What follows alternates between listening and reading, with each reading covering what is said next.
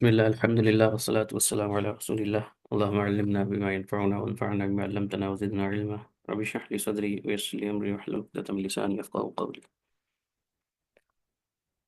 امید ہے سب خیر و سے ہوں گے. اللہ تعالیٰ ہم سب کو اپنے حفظ و امان میں رکھے. گزشتہ ہفتے ہم نے آیت نمبر 155 تک پڑھا تھا. آج انشاءاللہ ہم آیت نمبر 156 سے شروع کریں گے. پہلے ان آیات کی تلاوت سن لیتے ہیں، اس کے بعد انشاءاللہ ہم آج بھی 5 آیات کوشش کریں گے پڑھیں. أن تقولوا إنما أنزل الكتاب على طائفتين من قبلنا وإن كنا عن دراستهم لغافلين أو تقولوا لو أنا أنزل علينا الكتاب لكنا أهدى منهم فقد جاءكم بينة من ربكم وهدى ورحمة فمن أظلم ممن كذب بآيات الله وصدف عنها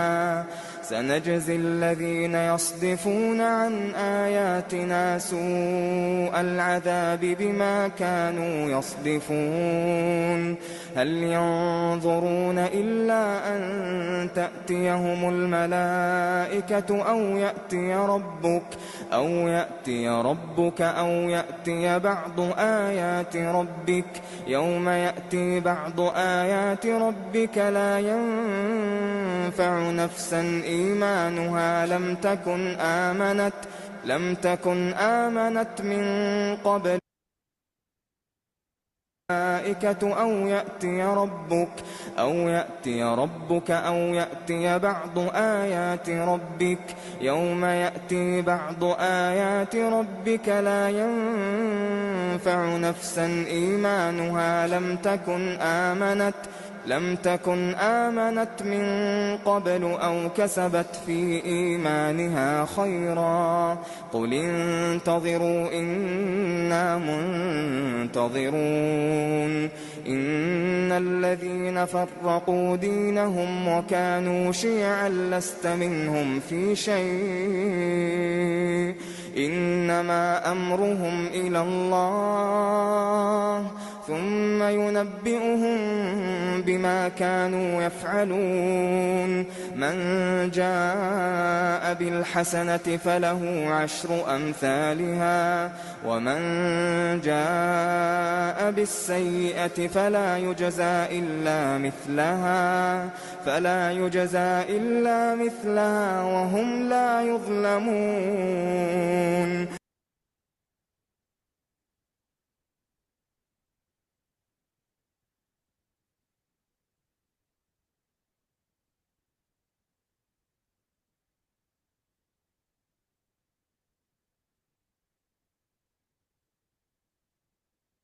نمبر 56 سے 160 تک جو ہے وہ تلاوت سنی. جیسا کہ آیت نمبر 55 میں تھا کہ وَهَذَا كِتَابٌ أَنزَلْنَاهُ اعوذ باللہ من الشیطان الرجیم، یعنی وَهَذَا كِتَابٌ أَنزَلْنَاهُ مُبَارَكٌ فَاتَّبِعُوهُ وَاتَّقُوا لَعَلَّكُمْ تُرْحَمُونَ. یہ جو کتاب ہے نہیں، قرآن پاک کے بارے میں بات ہو رہی ہے کہ یہ کتاب ہے جسے ہم نے نازل کیا، مبارک کتاب بابرکت، اس کی تم پیروی کرو اور تقوی اختیار کرو تاکہ تم پر رحم کیا جائے. تو آیت نمبر 56 میں اللہ سبحانہ تعالیٰ فرماتے ہیں کہ ان تقولوا انما انزل الكتاب على طائفتين من قبلنا، کہ کہیں تم ایسا نہ کہو، تم یہ نہ کہو کہ انما انزل الكتاب، یہ کتاب تو صرف، یعنی انما انزل الكتاب على طائفتين من قبلنا، کتاب تو صرف جو ہم سے پہلے والے 2 گروہ تھے نا ان پہ نازل ہوئی تھی. یعنی یہاں پہ تورات اور انجیل کی بات ہو رہی ہے. قرآن پاک کا انکار کر دو کہ ہم جو ہے نا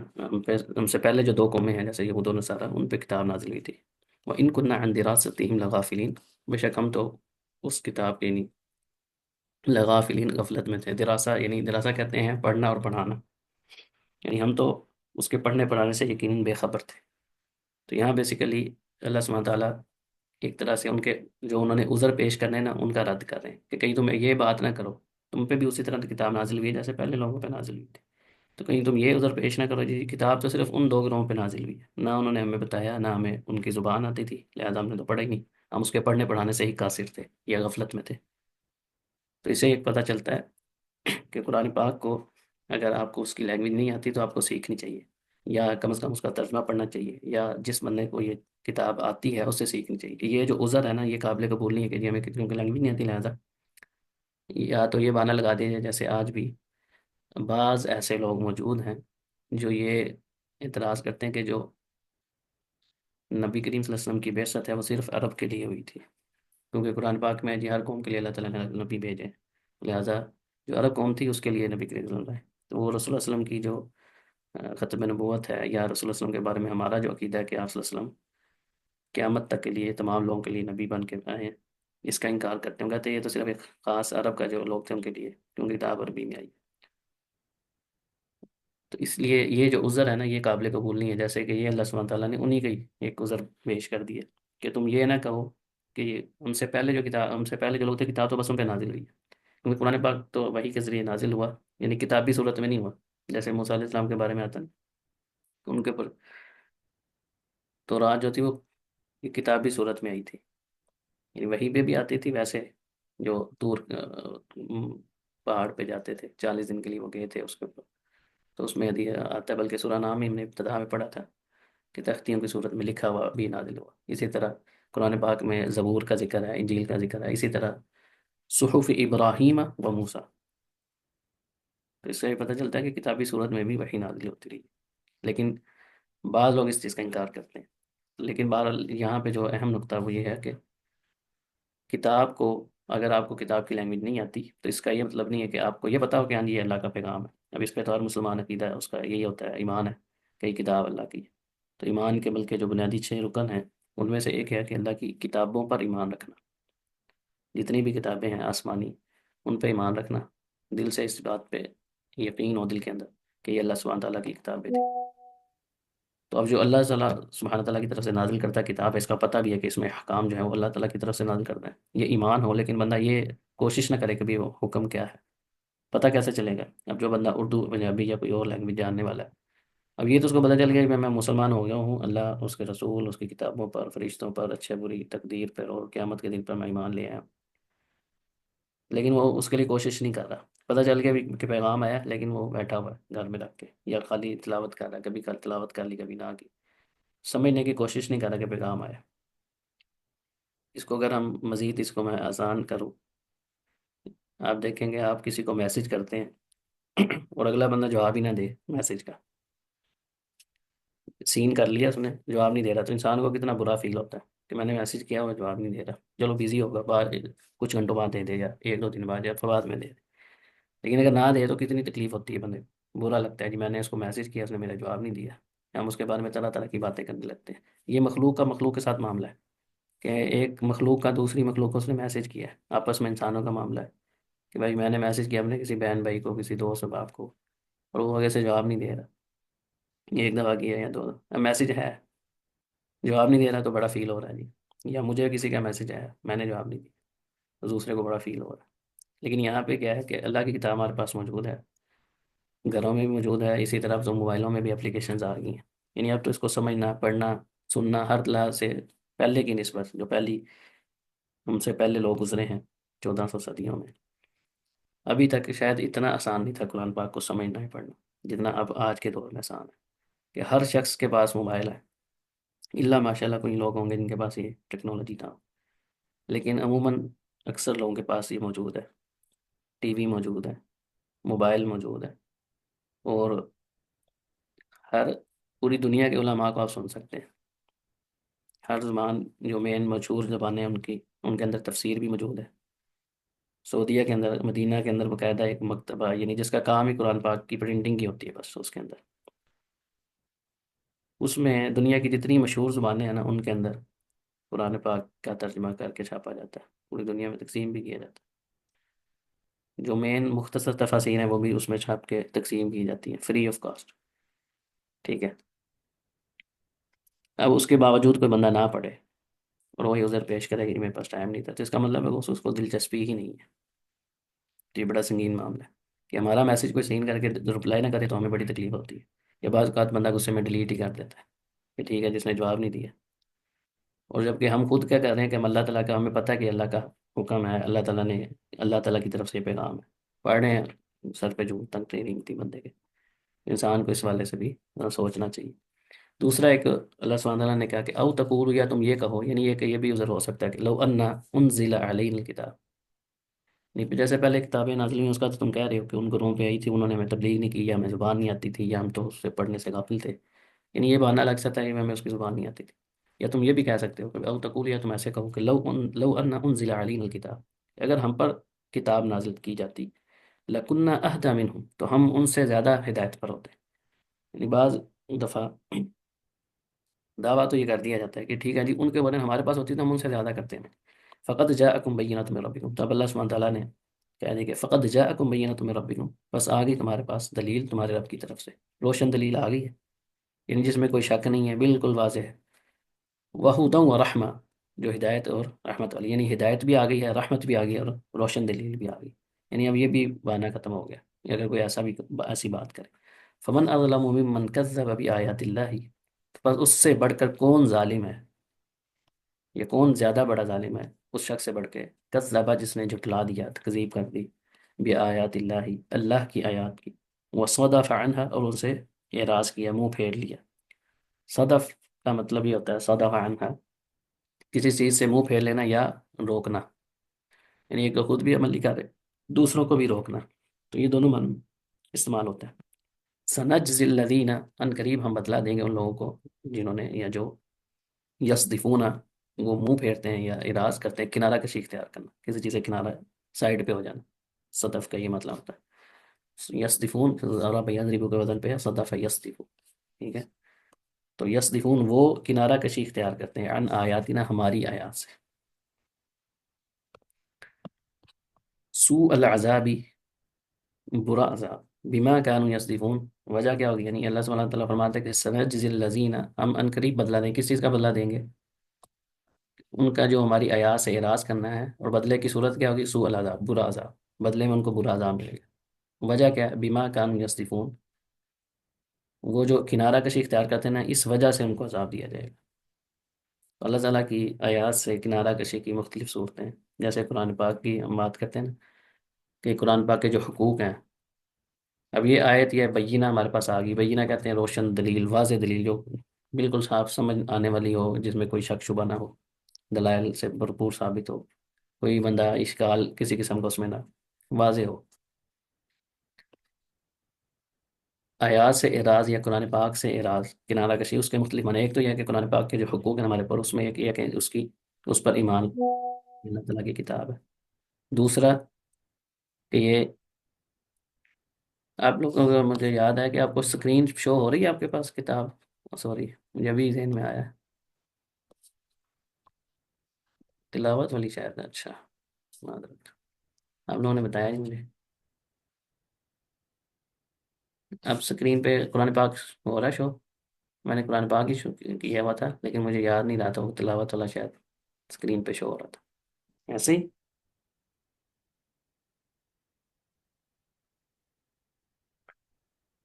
اچھا، میری آواز آ رہی نا آپ کو؟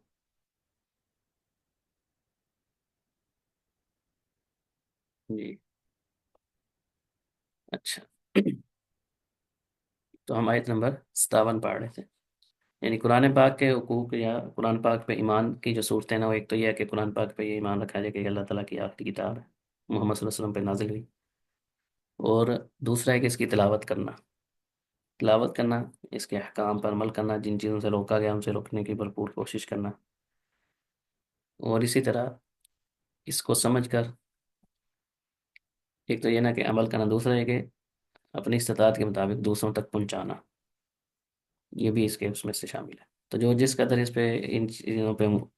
عمل کرتا رہے گا، وہ سمجھے کہ اتنا ہی اس کا حق ادا کر رہا ہے، ورنہ وہ اسی قدر اس کا نقصان کر رہا ہے. یعنی وہ ایمان کے اندر کمی، یعنی خالی دعویٰ تو کر رہا ہے، عملی طور پہ وہ ویسا نہیں کر رہا جیسا اس کو کرنا چاہیے. تو اعراض سے مراد اللہ تعالیٰ کی آیات سے یہ بھی ہے کہ انسان جو ہے وہ قرآن پاک کو سنے اور اس پہ اثر ہی کوئی نہ ہو،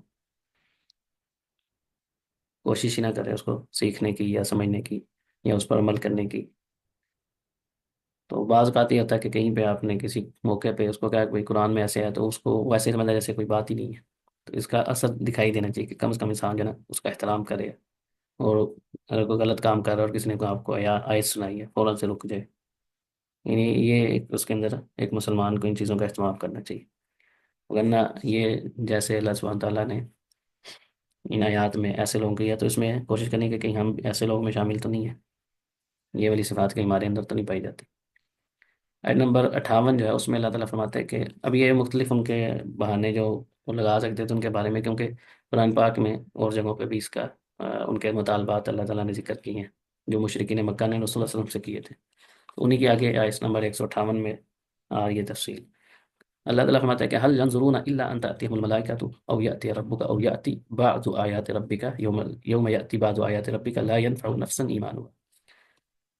کہ کیا وہ اس چیز کا انتظار کر رہے ہیں کہ اب ان کے پاس فرشتے آئیں، او یاتی یا رب کا، یا تیرا رب آ جائے، او یاتی یا بعض آیات رب کا، یا کوئی تیرے رب کی طرف سے کوئی نشانی آ جائے. یعنی اب یہ جو ساری چیزیں کتاب نازل ہو گئی ہے، پیغمبر آ گئے ہیں، اس کے باوجود اب وہ کس چیز کا انتظار کر رہے ہیں؟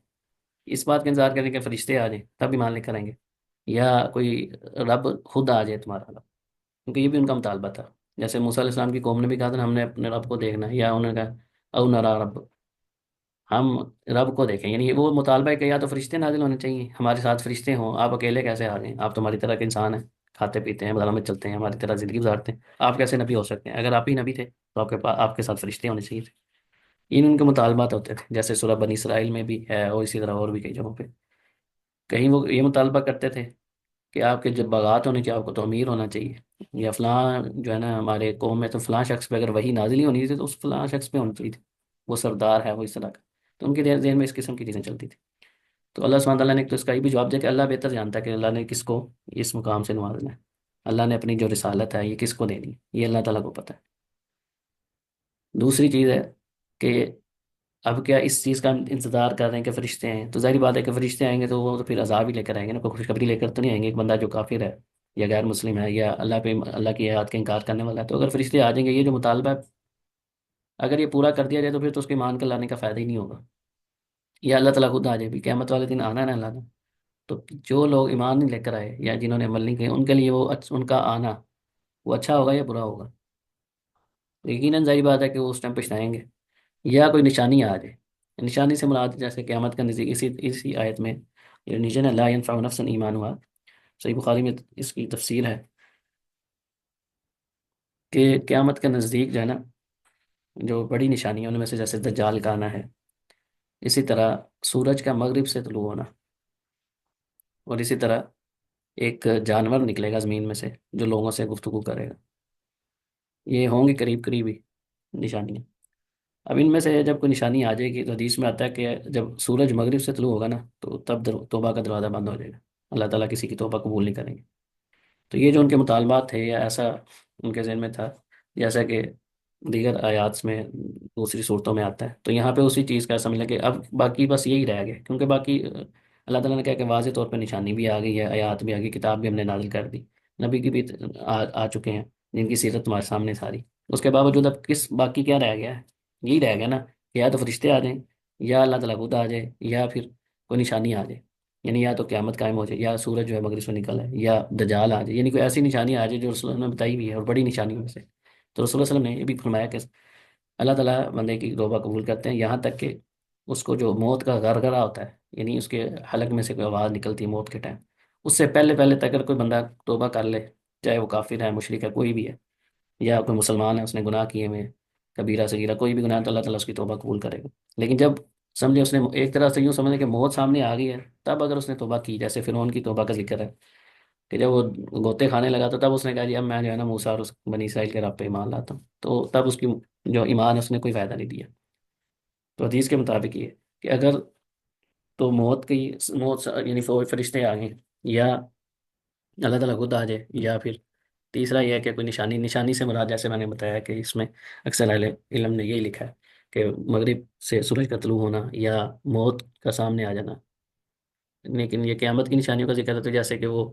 دجال کا آ جانا، تو ایسے وقت پہ اگر کوئی بندہ ایمان لائے گا تو اس کا ایمان اس کو کوئی فائدہ نہیں دے گا. جیسے یہاں پہ اللہ تعالیٰ نے اسی آیت میں فرمایا کہ یوم یاتی بعض آیات ربک، جس دن تمہارے رب کی کوئی نشانی آئے گی. تو اس نشانی سے جو مراد ہے وہ کیا ہے کہ اس نشانی سے کیا مراد ہے؟ سورج کا مغرب سے طلوع ہونا، یا اس جانور کا نکلنا جو قیامت کے نزدیک نکلے گا اور وہ لوگوں سے گفتگو بھی کرے گا، یہ دجال کا آنا۔ لیکن یہاں پہ مین جو ہے وہ یہی ہے کہ سورج کا طلوع ہونا، کیونکہ حدیث میں آتا ہے کہ جب سورج مغرب سے نکلے گا تو تب توبہ کے دروازہ بند ہو جائے گا۔ تو اللہ تعالیٰ نے فرمایا کہ جب آ جائے گی نشانی، لا ينفع نفسا ایمان ہو، تو اس کا ایمان لانا، کسی شخص کو اس کا ایمان لانا فائدہ نہیں دے گا، لم تکن آمنت من قبل، جو پہلے ایمان نہیں لایا، یعنی اس نشانی کے آنے سے پہلے جو ایمان لایا اس کا تو ایمان اس کو فائدہ دے گا، لیکن اس وقت ایمان لانا، جس کو کہتے ہیں نا کہ بھائی نشانی دیکھ کے اب ایمان لایا، اب کیا فائدہ ہے؟ کیونکہ ایمان کا اصل دیکھا جائے نا، قرآن پاک کی اگر ہم سٹارٹنگ میں بھی دیکھیں تو وہاں پہ بھی اللہ تعالیٰ نے غیب کا ذکر کیا، یؤمنون بالغیب، اصل تعلق اس چیز کا ہے۔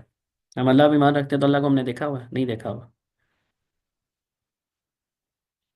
وہی پہ ایمان رکھتے ہیں تو ہمیں کیا پتا کہ وہی آئے گی؟ ہمیں نہیں، ہم اس پہ ایمان غیب بھی ایمان رکھتے ہیں، قیامت آئے گی غیب ہے، جنت ہے، جنم ہے، فرشتے ہیں، ان کو ہم نے دیکھا نہیں ہوا، یہ غیب کا ایمان ہے۔ اور اصل ازمائش یہ ہے، اگر آپ کے سامنے چیز آ گئی اس کے بعد ایمان لانے کا کیا ہے وہ؟ اصل ایمان تو یہی کہ غیب کے رسول اللہ صلی اللہ علیہ وسلم نے خبر دی ہے، قرآن میں آیا ہے، آپ نے اس پہ ایمان رکھا۔ لیکن اگر ایسی نشانیاں دیکھ کے اگر کوئی بندہ ایمان لا رہا ہے تو اللہ تعالیٰ نے یہاں پہ واضح کر دیا، جیسے حدیث میں بھی ہے اور اس کی تفصیل سے بخاری میں مل جاتی ہے کہ او کسبت فی ایمانی خیرہ،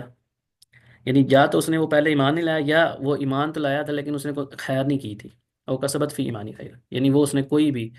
عمل نہیں کیا تھا، خیر نیکی نہیں کی، ایمان تو لیا تھا لیکن نیکی نہیں کی۔ تو جس شخص نے سورج طلوع ہونے سے پہلے پہلے وہ مسلمان تھا، ایمان لیا ہے، لیکن اس نے کوئی نیکی نہیں کی، تو اب وہ سورج طلوع ہونے کے بعد اگر کوئی نیکی کرے گا تو اس کا وہ نیکی کرنا اس کو کوئی فائدہ نہیں دے گا۔ یعنی ایمان تو اس کا فائدہ ہے جو اس نے ایک نیکی کی ہے، ایمان لانا بذات خود ایک نیکی ہے، لیکن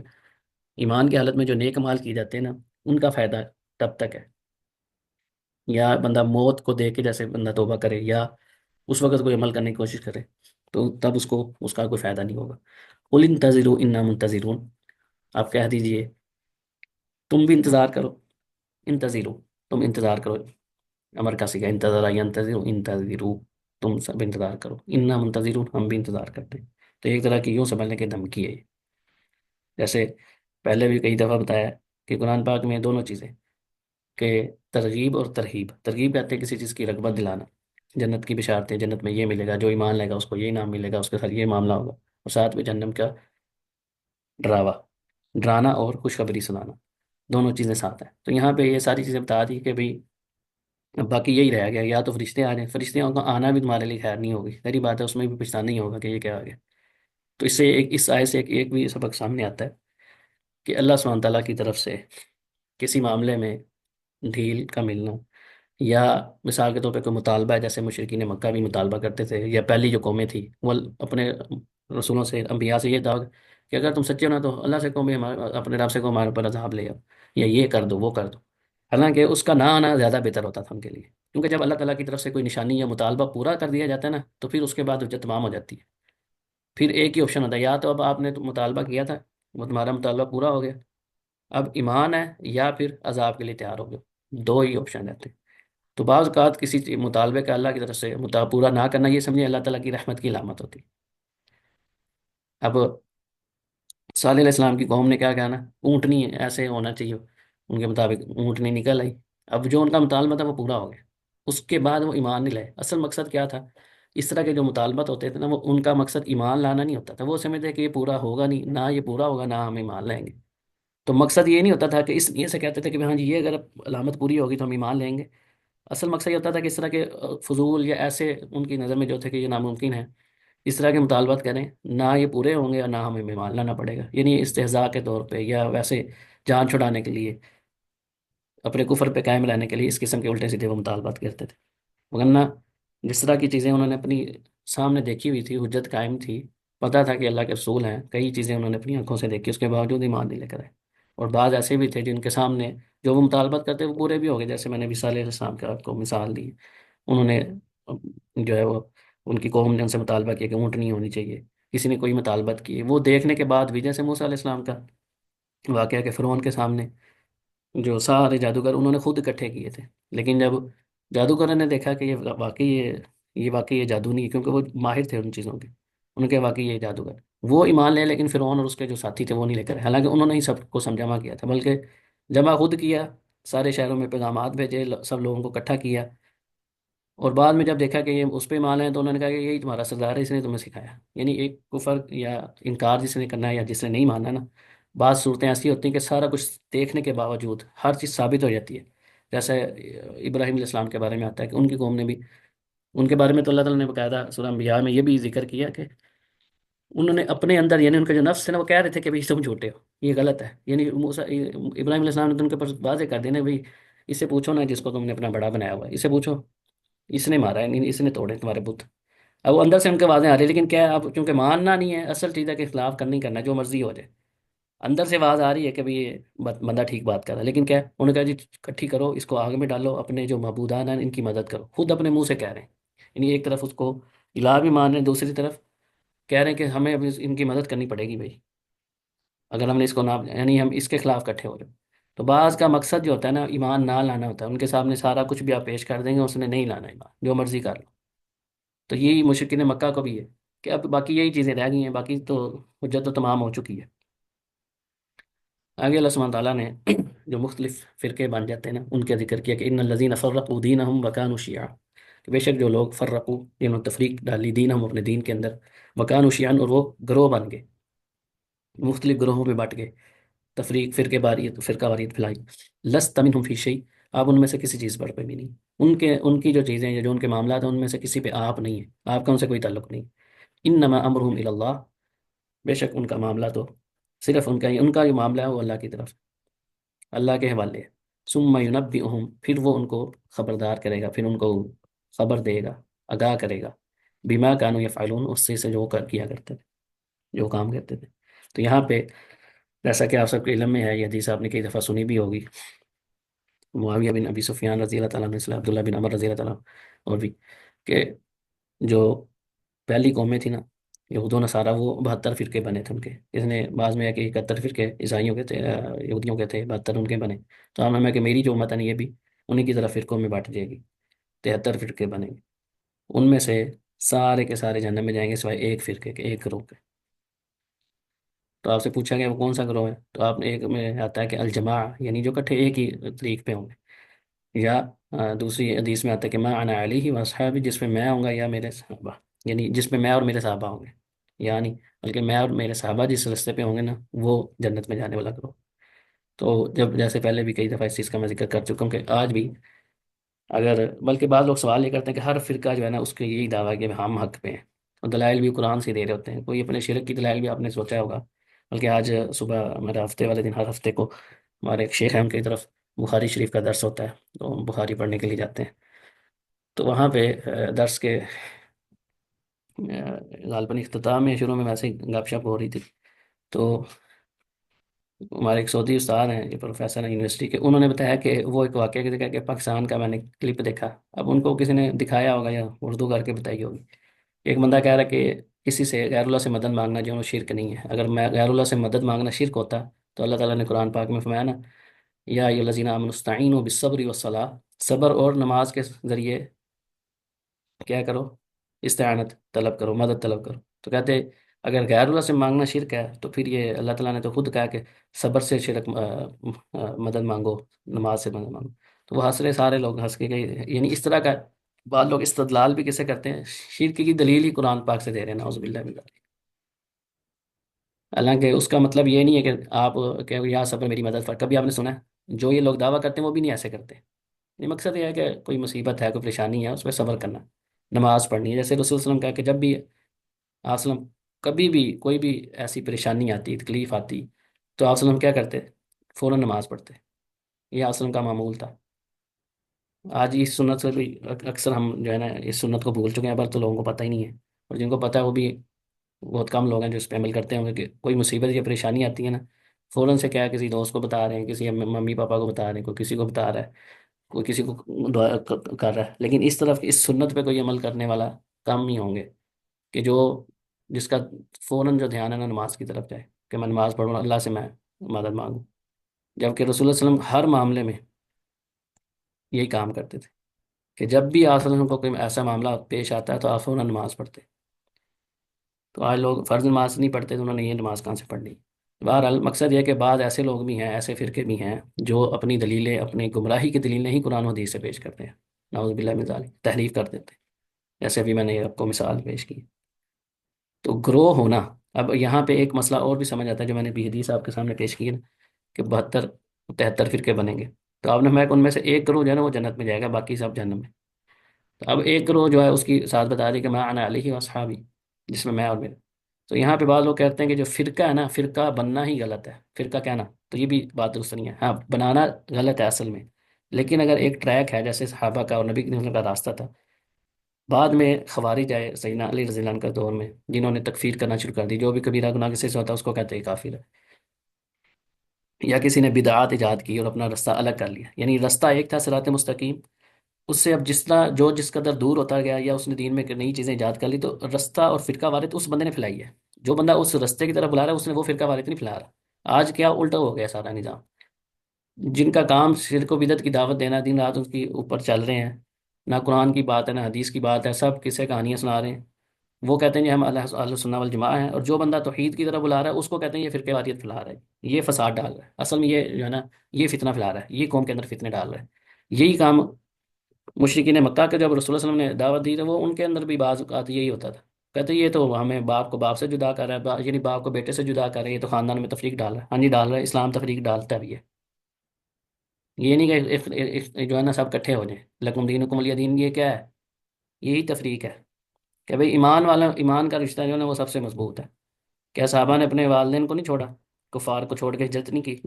کیا کسی باپ نے اپنے بیٹے کو نہیں چھوڑا، کافر بیٹے کو؟ یا بیٹے نے کافر کو نہیں چھوڑا، اپنے باپ کو چھوڑا نہیں، خاندان کو؟ یہ کیا ہے؟ بظاہر تو یہ تفریق ہی ہے نا۔ اب یہ کیا کہ یہ کیسا دین ہے کہ یہ تفریق ڈال رہا ہے، یعنی حقائق کو ہی تبدیل کر دینا۔ جو بندہ توحید کی طرف بلا رہا ہے اس کو کہتے ہیں یہ فرقے واریت پھیلا رہا ہے، اور جو بندہ ہر طرح کی الٹی سیدھی باتوں پہ کہہ رہا ہے ہاں جی یہ نہیں کوئی مسئلہ نہیں جی، اس میں بھی یہ بھی صحیح ہے وہ بھی صحیح، ساروں کو کھچڑی بنا رہا ہے، اس کو کہا سمجھا جائے کہ یہ حق پہ بات کر رہا ہے۔ تو آج بدقسمتی سے ہمارے مسلمانوں میں بھی ایسے لوگ موجود ہیں جو یہ دعویٰ کرتے ہیں، جن کے سامنے توحید بیان کیجیے تو ان سے برداشت نہیں ہوتی، یعنی اللہ کا ذکر ان سے برداشت نہیں ہوتا۔ جیسے سورہ زمر میں 24 سے بارے میں اللہ تعالیٰ نے فرمایا نا کہ جب مختلف معبودان باطلہ کا ذکر کیا جاتا ہے تو بڑے خوش ہوتے ہیں، جیسے ہی ایک اللہ کا ذکر آتا ہے تو ان کے چہروں کے رنگ بدل جاتے ہیں، ان کے دلوں کے، یعنی جو ان کے اندر ہوتا ہے نا توحید کا نام سن کے چہرے، یعنی خوش ہونا چاہیے ایک مسلمان کو، ان کی حالت الٹ جاتی ہے۔ گھنٹوں گفتگو کریں ادھر ادھر کی، بڑے خوش ہوں گے، جیسے ہی ایک اللہ کی بات ہوگی تو ظاہری بات ہے ایمان والے ہی خوش ہوگا اس پہ، جس کو ایک اللہ پہ ایمان ہوگا۔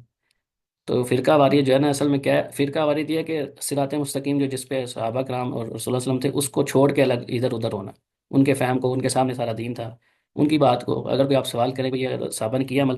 نہیں انہوں نے تو نہیں کیا لیکن پھر بھی یہ ہے تو یہ اچھا عمل ہے نا، رسول اللہ صلی اللہ علیہ وسلم سے ثابت ہے؟ نہیں جی ایسا ثابت نہیں ہے، یا پھر تعویل کریں گے جی اس سے مراد یہ ہے کیا ہے؟ جو رسول اللہ صلی اللہ علیہ وسلم کے سامنے یہ آیت تھی، صحابہ کے سامنے تھی، ہاں جی تھی، انہوں نے پڑھا، کیا وہ کر سکتے تھے؟ ہاں جی کر بھی سکتے تھے، کوئی ممانعت بھی نہیں تھی، کوئی ایسی وجہ بھی نہیں تھی کہ جو ان کے لیے وہ عمل کرنا اس پہ پاسبل نہیں تھا۔ پاسبل ہو، ان کے سامنے آیت ہو، سارا کچھ ہو، اس کے باوجود انہوں نے نہیں کیا تو اس کا مطلب ہے کہ وہ کام دین میں سے نہیں ہے، دین میں سے ہوتا تو لازمی وہ کرتے۔ تو بہرحال فرقہ واریت اصل میں وہ لوگ پھیلاتے ہیں جو اس ٹریک سے ہٹنے والے لوگ ہیں۔ تو رسول اللہ صلی اللہ علیہ وسلم نے اس کا مختصر یہ جواب دیا کہ ما انا علیہ واصحابی، جس میں اور میرے صحابہ ہیں۔ تو اس میں صحابہ کی بھی فضیلت ہے، اسی طرح ایک اور حدیث ہے کہ علیکم بسنتی و سنت الخلفاء الراشدین المہدیین، تم پہ میری سنت کو لازم پکڑ لو اور میرے خلفاء راشدین کی سنت کو۔ تو آج بعض لوگ جو ہے نا وہ صحابہ کے اوپر ہی گفتگو کرنے لگ جاتے ہیں، یعنی جو اولین جنہوں نے ہم تک دین پہنچایا، جب ہم ان پہ ہی شک کرنے لگیں گے تو ظاہری بات ہے دین کے اوپر شک کریں گے، دین پہ کیسے عمل کریں گے جب ایک بندے پہ آپ کو اعتبار ہی نہیں رہے گا؟ تو بعض لوگوں نے اسی کو ٹارگٹ بنایا ہوا ہے، مختلف بہانوں سے جو ہے نا کبھی کسی صحابی پہ طنز کر دیا، کبھی کسی پہ کر دیا، چلو جی جب وہی مشکوک ہو جائیں گے تو در حقیقت میں اصل جو مشکوک ہوگا وہ کون ہوگا؟ دین بیان کرنے والی آپ نے شک کر لیا نا تو اس کی کسی بات پہ اعتبار ہی نہیں رہے گا۔ ایسے لوگ جو اپنی طرف سے بڑی وہ خدمت کرنے کی کوشش کر رہے تھے، حقیقت میں وہ اپنا اور آپ سب کا نقصان کر رہے ہیں۔ اللہ تعالیٰ میں عمل کی توفیق دے اور ان قسم کے فرقہ واریت سے محفوظ رکھے۔ آخری ہے جو آج کی ایک 160 نمبر ہے، اس میں اللہ تعالیٰ فرماتے ہیں کہ من جاء بالحسنۃ فلہ عشر امثالها ومن جاء بالسیئۃ فلا یجزى الا مثلها وهم لا یظلمون، کہ جو بندہ بھی نیکی لے کر آئے گا، نیکی کرے گا ایک نیکی، فلہ عشر امثالها تو اس کے لیے 10 نیکیوں کے برابر ہوگا، ومن جاء بالسیئۃ فلا یجزى الا مثلها وهم لا یظلمون، اور جو بندہ کوئی برائی کرے گا تو اس کی مثال سے اس کا بدلہ صرف اسی کی مثل دیا جائے گا، یعنی اس میں اضافہ نہیں ہوگا، ایک نیکی کے بدلے میں 10 نیکیاں کم سے کم، اور برائی کی ہے تو برائی کا بدلہ صرف برائی، ایک برائی ہے، اس میں اضافہ نہیں ہے۔ تو یہ اللہ تعالیٰ کا فضل ہے، اللہ تعالیٰ کا دیکھیں کہ اللہ تعالیٰ نیکی کا ارادہ کرنے پہ بھی حدیث میں آتا ہے کہ جس نے نیکی کا ارادہ کیا اور وہ نیکی نہیں کی اس پہ بھی اس کو نیکی کا اجر ملے گا، ایک نیکی کا ثواب ملے گا۔ جس نے نیکی کی اس کو 10 کے برابر، یا اس کی نیت جتنا کی ہوگی اس مطابق 700 گنا زیادہ یا اس سے بھی زیادہ اللہ تعالیٰ ثواب دیں گے۔ لیکن اگر برائی کی ہے تو پھر اس کا، اگر اس نے برائی کا ارادہ کیا اور نہیں کی، برائی کا ارادہ کیا لیکن کی نہیں برائی، تو اس پہ بھی اس کو ایک نیکی کا برابر اجر ملے گا. لیکن اگر اس کا ارادہ کیا اور برائی کر لی تو پھر برائی کے مطابق اس سے بدلہ ملے گا. وہم لا یظلمون، ان کے اوپر ظلم نہیں کیا جائے گا. تو یہ بہت بڑی ایک طرح کی خوشخبری ہے کہ نیکی کے اندر رغبت رکھی جائے اور برائی سے بچا جائے. اللہ تعالیٰ سے دعا ہے کہ اللہ تعالیٰ مجھے اور آپ سب کو عمل کی توفیق عطا فرمائے، اخلاص کے ساتھ جب تک زندہ ہیں اسلام پر قائم رہنے کی، قرآن و سنت کے مطابق زندگی بسر کرنے کی توفیق دے. بارک اللہ علی ولکم ولسائر المسلمین وصلی اللہ علی نبینا محمد. سبحانک اللہم وبحمدک، نشہد ان لا الہ الا انت، نستغفرک ونتوب الیک. السلام علیکم ورحمۃ اللہ وبرکاتہ. 10 منٹ بعد انشاءاللہ اگلی کلاس شروع ہوگی بإذن اللہ. وعلیکم السلام شیخ فرقان صاحب. نام شیخ. ابھی 1 منٹ جو ہے نا وہ بارک اللہ فیک. ختم ہو گئی ہے.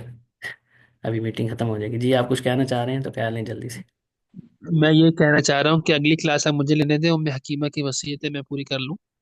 ٹھیک ہے ٹھیک ہے ٹھیک ہے، آپ کر